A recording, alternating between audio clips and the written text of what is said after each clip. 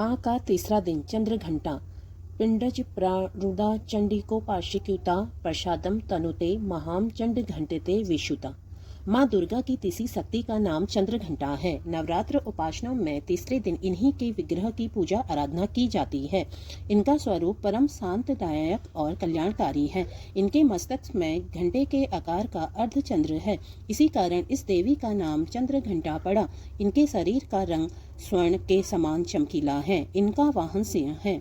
हमें चाहिए कि हम मन, वचन, कर्म एवं शरीर से शुद्ध होकर विधि विधान के अनुसार माँ चंद्रघंटा की शरण लेकर उनकी उपासना आराधना में तत्पर हों। इनकी उपासना से हम समस्त सांसारिक कष्टों से छूटकर सहज ही परम पद के अधिकारी बन सकते हैं। बोलो जय चंद्रघंटा मैया की जय।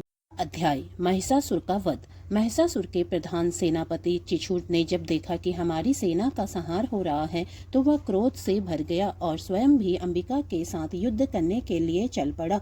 उसने युद्ध के मैदान में जाकर देवी पर बाणों की ऐसी वर्षा की जैसे बादल मेरू पहाड़ के शिखर पर पानी की धारा बरसा रहे हों। इस पर देवी ने अपने बाणों से त्रिशूल के बाणों को काटकर उनके सारथी एवं घोड़ों को मार डाला। इसके बाद देवी ने चितुर के धनुष तथा ध्वजा को भी काट दिया। चितुर के धनुष के कट जाने पर देवी ने उनके अंगों को भी अपने बाणों से भींद दिया। धनुष, रथ, घोड़ा और सारथी के नष्ट हो जाने पर चिचुर अपने हाथ में ढाल एवं तलवार लेकर भगवती का वध करने के लिए आगे बढ़ा। उसने तलवार से सिंह के मस्तक पर प्रहार करके बड़े वेग से उसने देवी की बाईं भुजा पर वार किया। वह तलवार जब देवी की भुजा पर पड़ी तो वह टूट गई। इस पर क्रोध से लाल नेत्र करके चिचुर ने अपने त्रिशूल से देवी पर वार किया। त्रिशूल आकाश मार्ग से गिरता हुआ सूर्य के समान प्रकाशमान दिखाई पड़ता। त्रिशूल को अपनी ओर आते देख देवी ने अपने त्रिशूल से चिचुर के त्रिशूल के 100 टुकड़े कर दिए और इसके साथ ही देवी के त्रिशूल ने चिचुर के प्राण भी हर लिए। इस प्रकार देवी ने चिचुर का अंत कर दिया। चिचुर के मरने पर देवताओं का शत्रु चामर दैत्य हाथी पर बैठकर देवी भगवती से युद्ध करने आया। उसने आते ही देवी पर शक्ति का प्रहार किया। इस पर देवी ने अपने हुंकार से शक्ति को निष्प्रभावी बना दिया।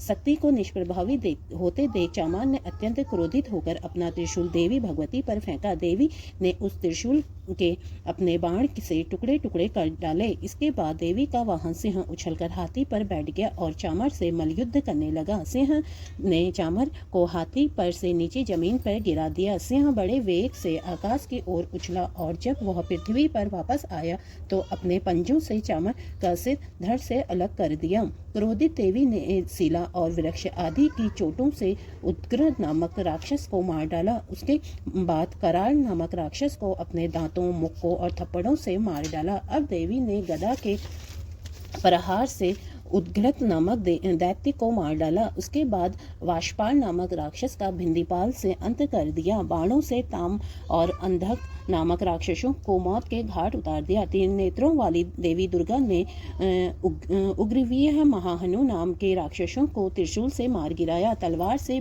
भिंडाल नामक राक्षस का सिर धड़ से अलग कर दिया। दुर्धर और दुर्मुख राक्षसों को अपने बाणों द्वारा यमलोक पहुंचा दिया। इस प्रकार जब महिषासुर ने देखा कि देवी ने मेरी सेना को यमलोक पहुंचा दिया है तो वह भैंसे का रूप धारण कर देवी के गणों को दुख पहुंचाने लगा। कुछ गणों के मुंह के प्रहार से, कुछ गणों को खुरों से, कुछ गणों को पूंछ घुमाकर तथा कुछ गणों को सियों के प्रहार से चोट पहुंचाने लगा। किसी तेज दौड़ाकर, किसी को गर्जना करके, किसी को भ्रमण एवं श्वास की वायु से पृथ्वी पर पटकने लगा। इसके बाद वह देवी के वाहन सिंह को मारने दौड़ा तो देवी को उस पर क्रोध आ गया। इस पर भैंसा बना महिषासुर क्रोधित होकर अपने खुरों से धरती को खोदने लगा तथा ऊंचे पहाड़ों से सींगों से पत्थर फेंकने लगा और गरजने लगा। महिषासुर के वेग से दौड़ने के कारण पृथ्वी हिलने लगी। पूंछ की फटकार से समुद्र का जल उछल उछल कर चारों ओर पृथ्वी पर फैलने लगा। सिंहों के आहत से मेघ खंड खंड हो गए और उनकी श्वास से वायु से उड़ते हुए सैकड़ों पर्वत आकाश से पृथ्वी पर गिरने लगे। इस पर देवी ने पाश फेंककर दैत्य को बांध दिया। दैत्य के बध जाने पर भैंसे का रूप त्याग दिया। अब महिषासुर ने सिंह का रूप धारण कर लिया और जैसे ही देवी उसका सिर काटने को हुई तो दैत्य ने आदमी का रूप बना लिया। जो हाथ हाथ में तलवार लिए था। देवी ने फौरन अपने बाणों से उस मायावी राक्षस को उसी तलवार ढाल सहित भींद डाला। तब वह हाथी बन गया। अपनी सूंड से वह देवी के वाहन को खींचने लगा। इस पर देवी ने अपनी तलवार से उसकी सूंड काट डाली।